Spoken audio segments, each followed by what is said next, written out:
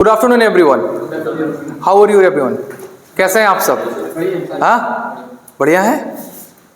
अरे बढ़िया है मतलब I am fine, I am good, ऐसा कुछ बोलने का प्रयास करेंगे कि इंग्लिश बोलने की जब बात आती है, when you guys will speak something you get panic. What is the reason behind it? I don't know guys.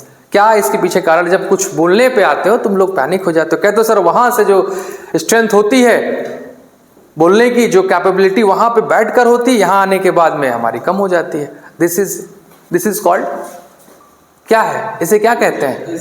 Hesitation. You guys, हाँ, यू गाइज हैव हेजिटेशन। आपको हेजिटेशन है, आप घबराते हैं, पैनिक होते हैं।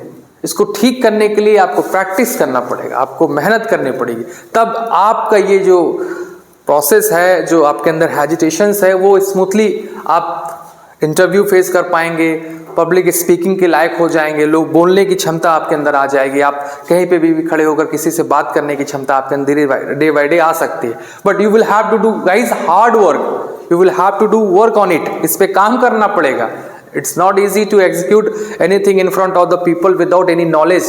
If you guys have any kind of agitation, so you will not able to speak in front of people.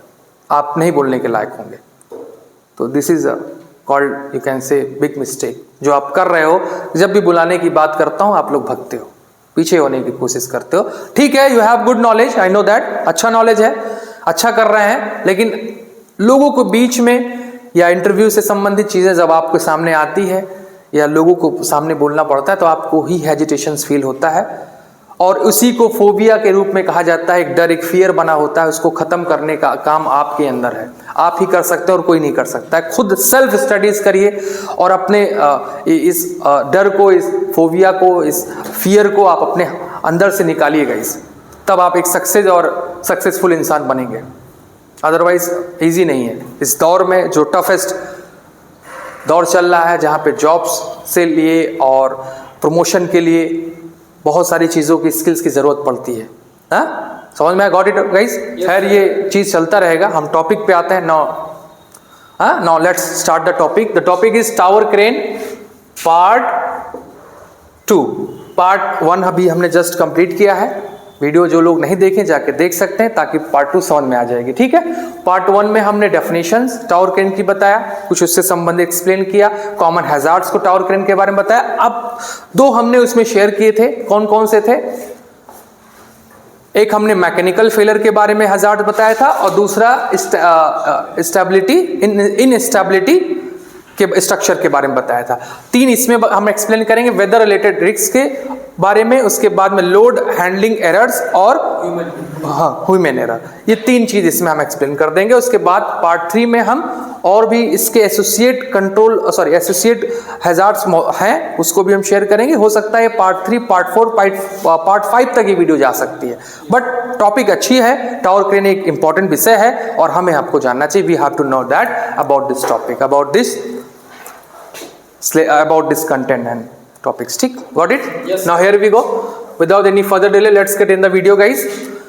Wind, weather related risks क्या हो सकता है? Wind, rain and storms, thunder storms वगैरह होता है। Wind, rain, हवा का तेज चलना, और आपको मैंने बताया एनोमीटर वगैरह लगा होता है टावर क्रेन में, जो कि विंड की स्पीड को बताता है, ऑब्जर्व करता है, और वो अंदर ऑपरेटर को बताता है कि ज़्यादा स्पीड में आप काम करेंगे तो आपको प्रॉब्लम्स क्रिएट होगी।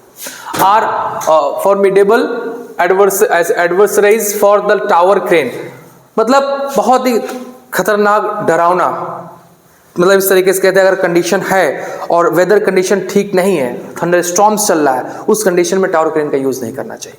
करते हैं तो ये रिस्क का लेवल है, क्योंकि हैजार्ड है, तो समझ लीजिए हैजार्ड को आप जनरेट कर रहे हैं।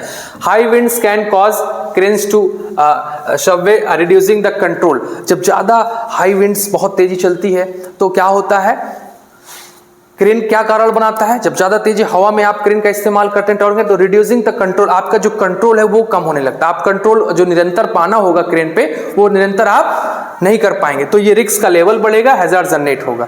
Increasing the chance of accident, और यही चांस होता है, इसी से इंक्रीज होता है, इसी से बढ़ता है एक्सीडेंट्स का मामला, इसी से दुर्घटना होती है, इसी से घटना घटित हो जाती है साइड पर, और लोगों के जान माल का नुकसान हो जाता है। क्लियर हो गया? yes. ये हो गया। उसके बाद में है एक चीज हमने यहां लिखा हुआ है, do not use tower crane during adverse weather. Tower crane का यूज नहीं करना चाहिए जब बहुत खराब विपरीत कंडीशन में हमारा वेदर हो। अगला पॉइंट है हमारा लोड हैंडलिंग एरर्स। इसमें है overloading crane of failing to secure loads. Overloading अगर हम क्रेन पे करेंगे तो कोलैप्स होने के चांसेस होते हैं। ओवरलोडिंग हमें क्रेन पे नहीं करना चाहिए, फेलिंग होने के chances. Secure load to correctly can result in the drop materials. क्या होता है, मटेरियल जो ओवरलोड करते हैं तो मटेरियल ऊपर से ड्रॉप होने का चांस हो सकता है, ड्रॉप होकर नीचे गिर सकता है, किसी के सर पे, किसी के ऊपर, और आसपास लोग को इंजरी पहुंचा सकता है। तो ठीक है, ओवरलोडिंग नहीं करना चाहिए हमें।